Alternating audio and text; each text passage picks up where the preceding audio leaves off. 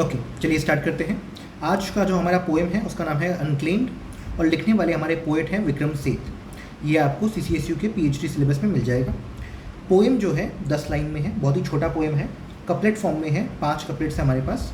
और किस बारे में है देखिए, थोड़ा कंट्रोवर्शियल इशू है, जो हमारा टॉपिक है वो थोड़ा कंट्रोवर्शियल है। इसमें 2 टाइप ऑफ रिलेशनशिप के बीच में कॉन्ट्रास्ट दिखाया गया है। एक तो है अरेंज मैरिज, जो पास्ट का पुराना टाइम का जो अरेंज मैरिज था, जहाँ पे फैमिली जो है एक दूसरे को जो बच्चे हैं, जो मतलब जिनका मैरिज होने वाला है, लड़का और लड़की, ये इन्होंने एक दूसरे को देखा नहीं है, जाना नहीं है, कोई कनेक्शन नहीं है, कोई इंटीमेसी नहीं है, एंड पेरेंट्स ने जस्ट एग्री कर लिया है, so they now they are getting married. तो एक तो ये रिलेशनशिप हो गया, और दूसरा है स्ट्रेंजर्स वाला। नाउ इसको देखने के 2-4 तरीके हैं। एक तरीका है कि 2 strangers they are having sex. एक तरीका है कि where you choose the other person, है ना, जहाँ पे जैसे कि आप जब हम कहते हैं लव रिलेशनशिप जिसे हम कहते हैं ना, जहाँ पे you choose the person. So आपके पेरेंट्स के पॉइंट ऑफ व्यू में यू आर 2 स्ट्रेंजर्स, है ना, you are not bound by anything, but आप दोनों में अच्छा खासा इंटीमेसी है। सो ये कुछ तरीके हैं जिससे आप जिसके बारे में आप सोच सकते हैं। नाउ यहाँ पे 2 तरह के लव के बारे में बात किया गया है। एक है love between arrange marriage people and love between strangers, है ना। तो आप उसको जिस वे में लेना चाहे आप ले सकते हैं। चलिए स्टार्ट करते हैं। तो हमारा पहले जो 2 लाइन्स है वो है, to make love with a stranger is the best, there is no riddle and there is no test. क्या बोला है? बोला ये है कि जब 2 स्ट्रेंजर्स, पोएट का ये मानना है कि जब 2 स्ट्रेंजर्स जो है वो प्यार करते हैं, कॉपुलेट करते हैं, सेक्स करते हैं, तो ये बेस्ट है ना। ये बेस्ट क्यों है? क्योंकि कोई रिडल नहीं है, कोई टेस्ट नहीं है। अब यहाँ पे बोलने का मतलब क्या है? जब अरेंज मैरिज होता है, ऑब्वियस सी बात है, लड़का और लड़की दोनों एक दूसरे को नहीं जानते, तो वो दोनों ही ना एक दूसरे को फिगर आउट करने में लगे हुए हैं शुरू से, है ना। लड़की सोच रही है क्या ये बुरा इंसान है, क्या ये अच्छा इंसान है ना। So everything is a riddle. दोनों ही एक दूसरे के लिए पहेली है, दोनों ही एक दूसरे के लिए एक टेस्ट है ना। दोनों ही एक दूसरे के सामने टेस्ट रखते हैं ताकि वो एक दूसरे को और बेटर जान पाए, है ना। They still haven't figured out कि सामने वाला पर्सन है कौन। तो ऐसे टाइम में दोनों ही एक दूसरे के लिए पहेली हैं, दोनों ही एक दूसरे को टेस्ट कर रहे होते हैं कि क्या ये अच्छा है, क्या ये बुरा है, क्या ये मुझे इस तरह से देखेगा, जो भी है। सो अरेंज मैरिज में देयर इज़ दैट एलिमेंट, है ना, एक रिडल है, एक टेस्ट है। लेकिन जब आप किसी स्ट्रेंजर के साथ लव मेक कर रहे हो तो ऐसा कुछ नहीं है। You are just interested in physical intimacy, you have no worries like you know arrange marriage में जो वरीज होते हैं। सो ये यहाँ पे बोला गया है। नेक्स्ट 2 लाइन देखते हैं। To lie and love not aching to make sense of this night in the mash of reference. देखिए मैश का यहाँ पे मतलब है नेट, है ना, बट पूरा मतलब समझ लीजिए एक बार। टू लाई एंड लव इस मतलब कि आप लेट गए हैं, है ना, so you are having sex, है ना। टू लाई मतलब आप बेड के ऊपर लेट गए हैं, and love is to have that whole procedure. तो मतलब प्यार करना, है ना, to make love, not aching to make sense. Now understand कीजिए ये क्या है। यूजुअली जो है when we get involved in physical intimacy, what people love to do is कि they want a bit of that emotional intimacy, है ना। हम एक दूसरे को जानना चाहते हैं, एक दूसरे को और अच्छे से फिगर आउट करना चाहते हैं ना। तो हमारे अंदर जो है हमारे इमोशनल जो हमारा जो पर्सन है वो चाहता है कि सामने वाले पर्सन को रियली समझे एंड देन प्यार करे, है ना। सो यहाँ पे पहले में बोला है to lie and love not aching to make sense. Now these strangers they have no concept of understanding each other, है ना। ज़रूरत नहीं है अंडरस्टैंड करने की। Now they are interested in just physical stuff.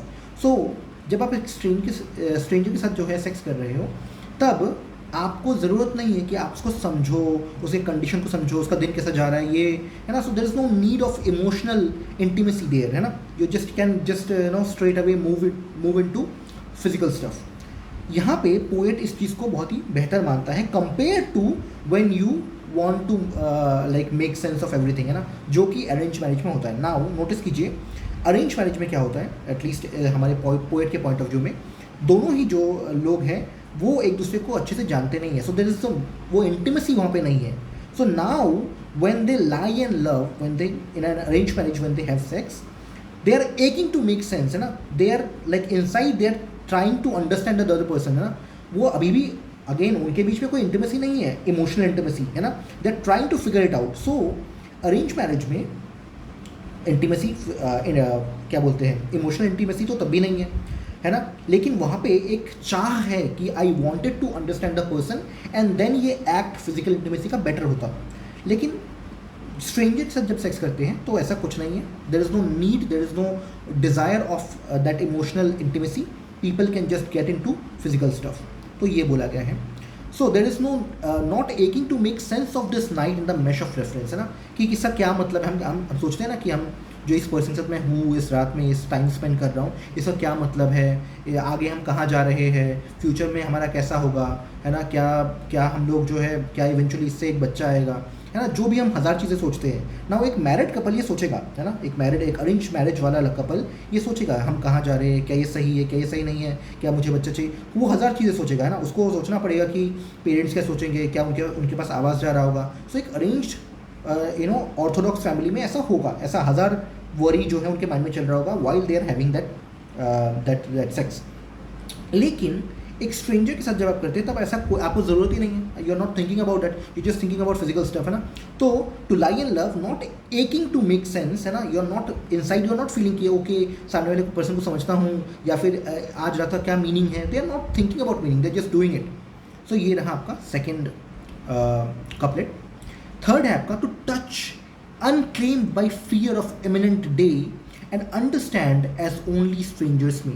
So again वो जो हमारा पोएट है वो कह रहा है कि ये स्ट्रेंजर के साथ जो है लव मेकिंग ये क्यों इतना बेहतर है, क्यों बेस्ट है, इज़ बिकॉज जब आप टच करते हैं, यू टच इच अदर, है ना, जब आप फिजिकली एक दूसरे को फील करते हैं, तो touch unclaimed by fear of imminent day and understand as only strangers may, कि आपके मन में वो डर नहीं रहता ना कि जो है आगे क्या होने वाला है. For example if you are in an arrange marriage, आप सोच रहे हो, है ना, कि ओके क्या मैं इंटीमेसी स्टार्ट करूँ कि नहीं, सामने वाला क्या सोचेगा, घर वाले सुन तो नहीं लेंगे, क्या हम लोग जो है बच्चा इवेंचुअली आने वाला है.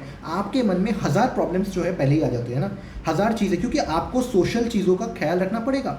You are not just like two people in a relationship, है ना. जब आप अरेंज मैरिज करते हो दो लोग का रिलेशनशिप नहीं होता, वो पूरे फैमिली का रिलेशनशिप होता है ना. इट्स लाइक दो फैमिली जुड़ रहे हैं, है ना. सो अरेंज मैरिज का relationship is not a relationship between two people, it's between two families. You have to think about a lot, है ना. कोई भी आपका एक्शन जो है आपके दोनों फैमिली के ऊपर असर पड़ेगा, है ना. सो आपको काफ़ी कुछ सोचना पड़ेगा.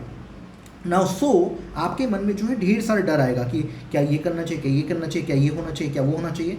स्ट्रेंजर के साथ ऐसा कोई प्रॉब्लम नहीं है ना. They are not thinking about family and stuff, वो जस्ट दो इंडिविजुअल्स है, they are into each other. So क्या बोला है, जब आप टच करोगे एक स्ट्रेंजर को, you are not thinking about things, है ना, you are not very fearful in your mind, है ना. आप नहीं सोच रहे हो कि इससे क्या होगा क्या नहीं होगा, या आप जस्ट करने में लगे हुए हो. And understand as only strangers में, और आप एक दूसरे को समझ भी रहे हो, सिर्फ उस तरह से समझ रहे हो जिस तरह से एक स्ट्रेंजर ही आपको समझ सकता है ना. मतलब both know your like you no कि क्या सही है, क्या करना है, क्या नहीं करना. दोनों को अपने डिज़ायर्स पता है, दोनों को अपने वांट्स पता है, दोनों को पता है कि मैं ये करना आया हूँ, वो करना आया हूँ, दोनों अपना करके निकल जाएंगे, है ना. So there is no this ulterior thing going on कि फैमिली क्या सोचेगी, ये क्या सोचेगा, वो क्या सोचेगा, ब्ला ब्ला ब्ला ब्ला, है ना. आप ढेर सारी चीज़ों के बारे में नहीं सोच रहे. There is not fear of the आने वाला दिन, है ना. तो ये रहा, और आप एक दूसरे को समझ रहे हो जैसे कि दो स्ट्रेंजर्स एक दूसरे को समझते हैं ना. Very good. नेक्स्ट है आपके अगले दो लाइन है, to feel the beat of foreign heart to heart, preferring neither to prolong nor part. So आप फील कर रहे हो, क्या फील कर रहे हो, टू फील द बीट, है ना. आप देखिए the act of having sex, you know, your two bodies collide और two bodies are you know together. So आपको सामने वाले का जो है हार्ट बीट सुनाई दे रहा है ना, यू कैन फील इट. सुनाई तो नहीं दे रहा but you can feel it. So to feel the beat of foreign heart, so when you are having sex with a stranger, that person is a foreign person to you, है ना, वो stranger है आपके लिए. सो आपको एक stranger का दिल आपके दिल के पास जो है सुनाई दे रहा है. You can just feel it कि एक फॉरेन पर्सन आपके साथ में बैठा हुआ है ना, लेटा हुआ है. Preferring neither to prolong not part. And now since this person is not a familiar person, or this person is not someone that you really desire or want, you know, in a emotional sense, ये आपका अपना नहीं है, ये एक foreign person है, stranger है. So you neither preferring कि ये जो मोमेंट है ना, ऑब्वियसली बात है, अगर आपका कोई अपना हो, कोई लवर हो, तो आप क्या चाहोगे कि ये मोमेंट बहुत ही प्रोलॉन्ग हो, ना, ये मोमेंट कभी ख़त्म ही ना हो. और अगर वो कोई दुश्मन हो तो आप चाहोगे कि जल्दी से ये बस ख़त्म हो, है ना. नाउ बिकॉज ये स्ट्रेंजर है, these two people strangers, they are neither thinking कि ये मोमेंट बढ़ जाए, बहुत लंबा चले, they are neither thinking कि ये मोमेंट खत्म हो जाए. so they are in the moment, है ना. they are not thinking कि इसका ये जो है ज़्यादा ये मोमेंट जो है बहुत लंबा चले, या मोमेंट जो है सेकंड में ख़त्म हो जाए. they are not thinking about these stuff, they are just enjoying the present moment. now when we compare this to arrange marriage scenario, वहाँ पे आपको काफ़ी कुछ सोचना पड़ता है ना. मे बी एक पर्सन दूसरे को लाइक करता है तो यू आर थिंकिंग कि ओके काश ये मोमेंट ख़त्म ही ना हो, but may be the other person is thinking कि यार इंटीमेसी तो है नहीं, हम दोनों एक दूसरे को जानते नहीं है तो ये ख़त्म हो जाए जल्दी. May be the male person into desires, into his physical desires is thinking कि ये मोमेंट जो है और लंबा चले. May be the female person who is not really into physical stuff, who is into emotional stuff, is thinking कि जल्दी से जल्दी हम अलग हो जाए. So there with arranged marriage there are these things, है ना, जो कि आपको स्ट्रेंजर के साथ नहीं मिलने वाला, because they are not thinking, they are just into stuff. They are not thinking कि ये चीज़ जो ये मोमेंट जो है बहुत लंबा खींचे. दे आर नॉट थिंकिंग कि ये मोमेंट जो है सेकंड में खत्म हो जाए. They are just enjoying it, they are just in the moment. ठीक है ना, और वो एक दूसरे को एंजॉय कर पा रहे हैं. They can feel the beat of the other person. इसका मतलब है they can enjoy the act of love making without thinking कि ये लव एक्ट मेकिंग का जो सेशन है ये बहुत लंबा चले या छोटा चले. They are just enjoying it in the moment.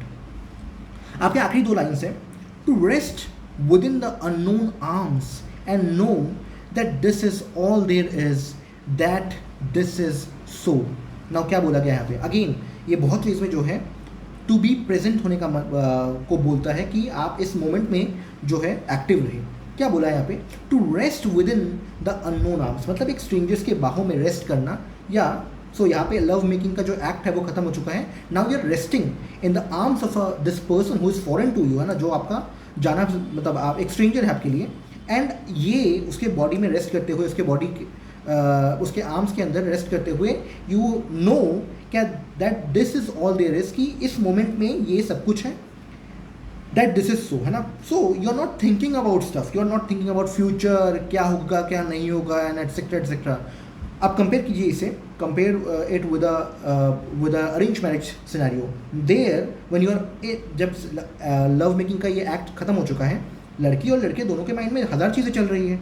C to you have to understand कि उनके बीच में जो है मेंटल इंटीमेसी है ना, दैट इमोशनल इंटीमेसी नहीं है, बिकॉज वो भी एक दूसरे के लिए स्ट्रेंजर्स ही है. इज़ जस्ट फैमिली ने एग्री कर लिया है ना. Understand this. दोनों ही केस में दोनों ही कपल एक दूसरे के लिए स्ट्रेंजर ही है. इस जस्ट एक केस में फैमिली एग्रीड कि तुम स्ट्रेंजर नहीं हो. अब बोल देने से कि तुम पति पत्नी हो डजंट मीन कि वो पति पत्नी वाला रिलेशन आ जाएगा, है ना. ऑब्वियसली बात है. ये जो मैरिड पीपल है, जो ऑर्थोडॉक्स वे में फैमिली पॉइंट ऑफ व्यू से अरेंज्ड वे में जो है मैरिज, जिन्होंने मैरिज किया है, even though being husband and wife, they are not really husband and wife, है ना, because they don't know each other that well, है ना. उनके बीच में वो इमोशनल इंटीमेसी अब तक डेवलप नहीं हुआ है. So after the act of sex if they are holding each other in their arms, they are thinking about stuff, है ना. दे आर थिंकिंग कि यार कल क्या होगा क्या नहीं होगा क्या नहीं होगा. So they are not in the present moment, है ना. But with a stranger, what you think with a stranger when you've done stuff, after that you are thinking ki okay, just like you're in the moment, you're not thinking about future and etc. So you know that this is all there is, कि इस moment में यही available है ना. next moment क्या पता आए ना आए, है ना, who knows, and this is so ये रहा आपका concluding statement. now हमारा पूरा पोएम यहाँ पे ख़त्म हो जाता है. now to understand, आपके यहाँ पे जो है हमारा जो पोएम का टाइटल है वो है अनक्लेम्ड. now दो चीज़ें हैं जिसकी वजह से ये टाइटल बहुत ही एप्ट है.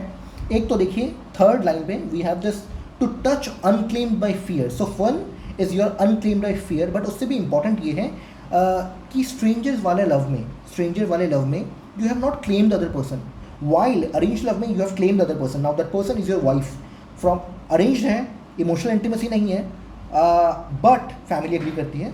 So you have claimed the other person, है ना. आप चाहे ना चाहे वो आप सामने वाले पर्सन को हस्बैंड या वाइफ ही बुलाने वाले हैं.